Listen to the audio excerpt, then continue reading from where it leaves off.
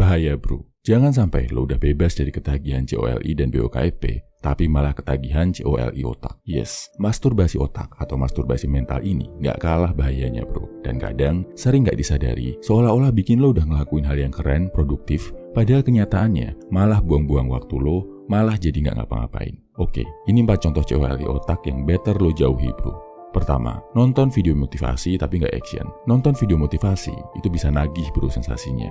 Seolah-olah bikin lo udah improve, udah berkembang, udah jadi lebih baik. Tapi bahayanya, perasaan ketagihan motivasi ini bisa bikin lo jadi pemalas. Bikin energi dan waktu lo habis duluan karena kebanyakan motivasi. Jadinya malah nggak bisa action. Bikin lo ngerasa udah ngelakuin hal produktif. Padahal sebenarnya waktu lo cuma habis buat nonton di depan layar HP. Jangan sampai ini kejadian bro. Jadi, tonton video motivasi seperlunya.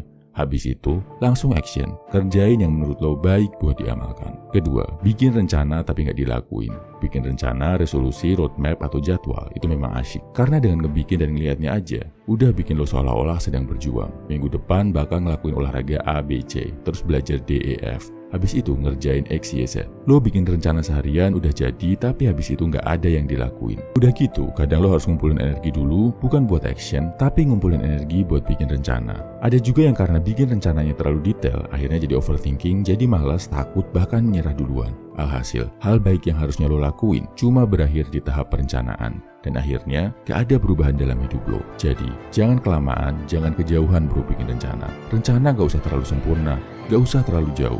Fokuskan energi lo buat ngelakuin action, bukan buat overthinking. Ketiga, doom scrolling buat cari inspirasi.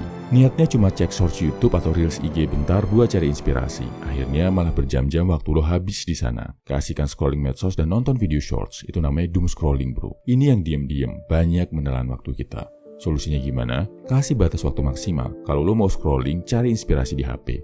Kalau batas waktunya habis, stop saat itu juga. Dapat nggak dapat ide, lo harus langsung action, bertindak. Keempat, debat di internet. Apalagi kalau lo debat ngebelain artis idola, klub bola, jagoan, tokoh politik, dan lain-lain. Mending kalau dibayar. Kalau nggak, cuma ngedebatin suatu hal di dunia maya, itu buang-buang waktu bro. Otak lo capek buat cari info yang bikin lo menang debat. Emosi lo lelah karena kesal, marah, jengkel. Belum lagi waktu lo bakal habis. Kalaupun menang, apa hasilnya? Yang lo belain juga nggak peduli sama lo. Mending kalau debatnya di dunia nyata, di forum diskusi face to face. Lo jadi bisa melatih public speaking, kemampuan komunikasi, dan ketangkasan pikiran. Kalau cuma di dunia maya, menang debat pun lo cuma dapat kepuasan semu bro.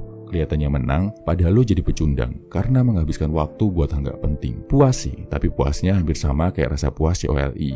Enak doang, tapi nggak ada manfaatnya. Jadi, hindari debat di dunia maya bro. Daripada sibuk mempertahankan argumen di internet, mending waktunya lo pakai buat mempertahankan produktivitas lo sebagai pria. Buat cari duit, belajar, olahraga, atau better buat istirahat. Manfaatnya lebih nyata bro. Kesimpulannya, jangan sampai lo terjebak 4 aktivitas COLI otak yang bikin lo ngerasa produktif, padahal sebenarnya nggak ada efeknya buat lo. Pertama, kebanyakan nonton motivasi tanpa ada action. Kedua, kelamaan bikin rencana tanpa ada eksekusi. Ketiga, doom scrolling, ngabisin waktu buat scroll medsos dan video shorts. Keempat, debat di dunia maya. Share juga di kolom komentar bro. Aktivitas apa yang kelihatannya produktif, tapi sebenarnya cuma buang-buang waktu.